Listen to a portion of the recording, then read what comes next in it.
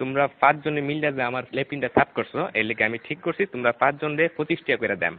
তোমরা 5 জন ভাগ করে নিবাগা 5 টাকা করে। এটা আমি অঙ্ক কইরা বাইর করছি, বুঝছো? আপনি কি আমাদের ব্যাককল পাইছুন? আমরা 5 জনে কাম করছি, যদি আপনি 25 টাকা হয় তাহলে আপনারা 5 টাকা করে না, আমরা 14 টাকা করে দেন লাগবো। আপনি এটা কিতা কই?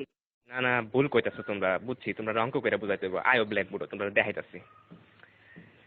দেখো আমি কি লিখি। এই হইল 25, 25 5 দিয়ে ভাগ করলে 5 টাকা থাকে।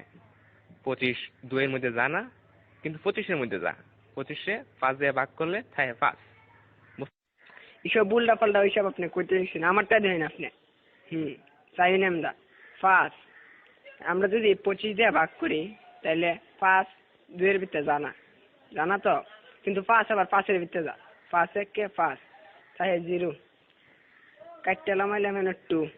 দেখুন আমরা জানি 4 5 20, তাই 4 এর 5 20, তাই ভাগফল 14, তাই আমরা 14 টাকা করে দেব।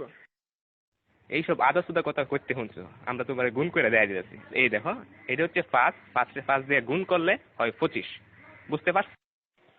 এটা আজাইরা বাজাইরা আপনি কি সব করতেছেন? হ্যাঁ, আপনার হিসাব হয়েছে না, আমি আপনার আবার নতুন টিকা হিসাব করে দেখাইতেছি। এটা কেন 14 আর 5 গুণ করলেও 4 5 20, 5 1 5, মোট কত হইল? 25। দেখছেন আমার হিসাব?